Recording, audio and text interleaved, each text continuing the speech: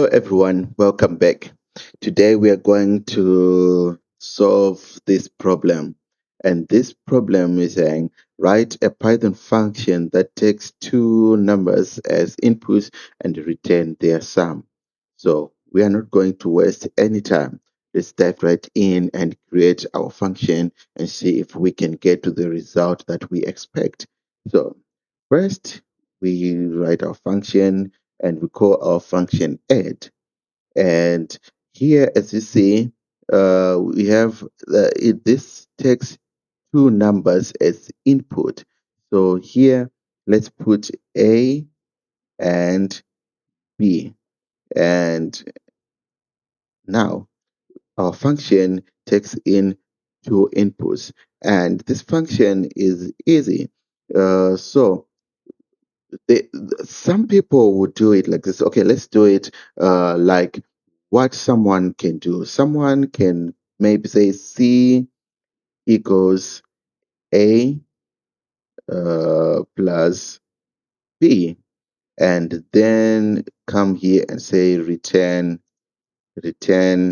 C. Okay, and let's come down here and let's create an instance of this function. So let's say result equals add.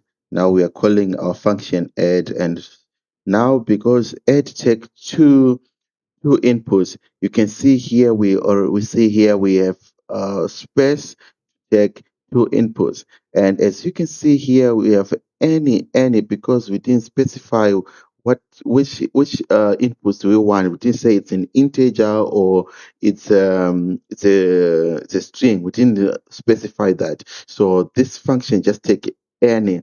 But if we put a string, it will give us the answer, but it won't be the answer that we expect. So here we can say result, and we put 2 and 3, and let's see if it's working. So here we can say print uh, result print result print result. Yeah, and if we run this, we are supposed to get a 5. And as you can see, let me make this bigger. Okay, as you can see here, we have a 5. Okay, but this here we write 3 lines of code.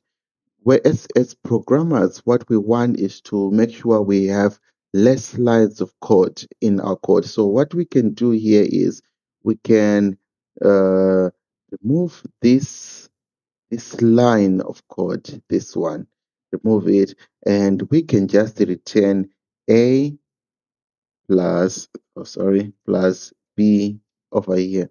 And if we run it again, you can see we still have the answer as 5. Okay, and we have answered this question, but sometimes you want to be more precise and put this in a class. Some people say, I would like to use a class. Of course, that won't be a function anymore, because when we write a function inside a class, it's now a method. So that will be something different from this, but it will be the same thing. And even when we use a class, we have more more lines of code. But let's just do it so that we can also practice using a class. So here, let's write our class code add. Okay, and let's give this an init function so that we can init method. I mean, so that we can our initialize our inputs. Okay, so you see, when we use a class, we also have this self. This self here, it's always there, and but we can also put our inputs over here, A and B. Here we remove the pass and we initialize our inputs. So now we can say self dot A equals A.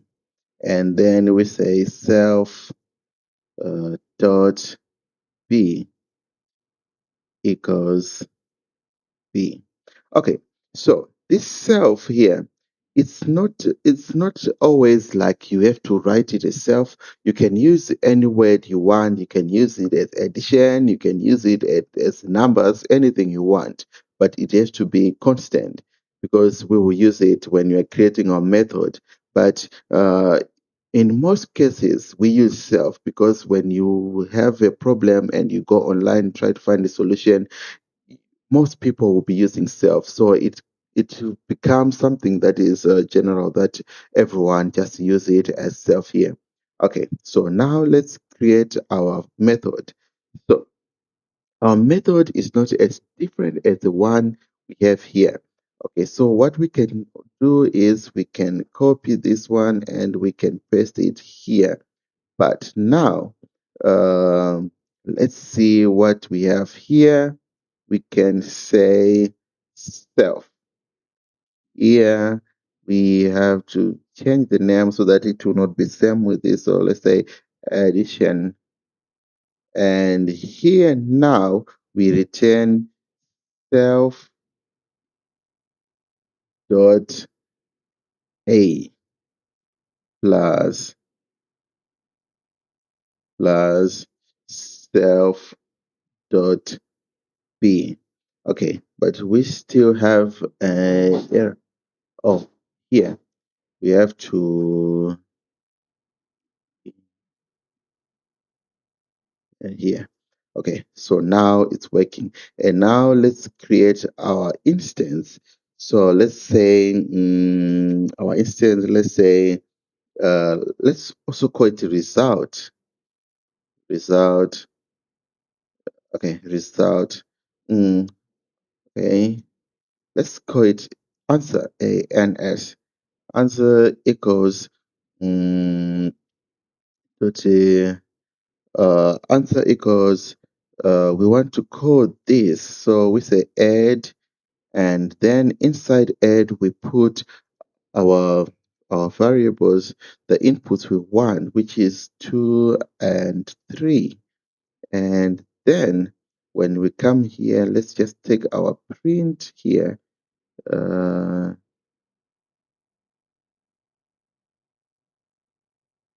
okay, let's take our print here and paste it here. But now the difference is here.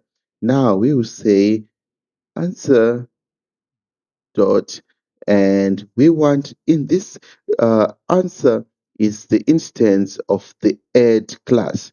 So inside the add class, which function do we want to call? We want to call the addition function here.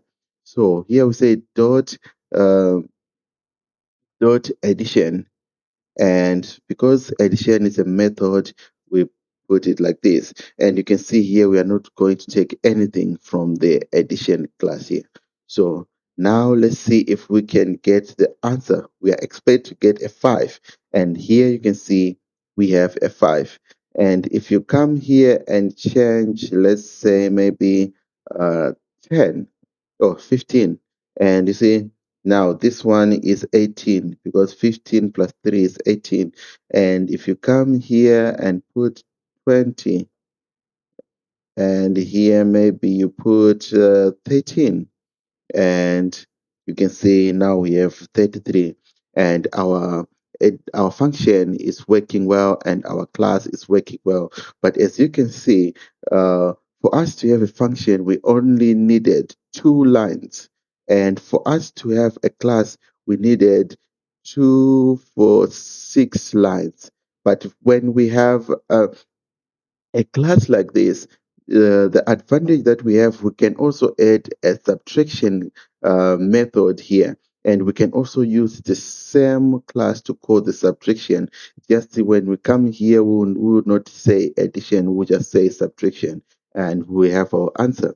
If you have any questions or you have any suggestions or I did anything that is wrong, please comment down in the comment section and let's help each other develop and we can be better every day.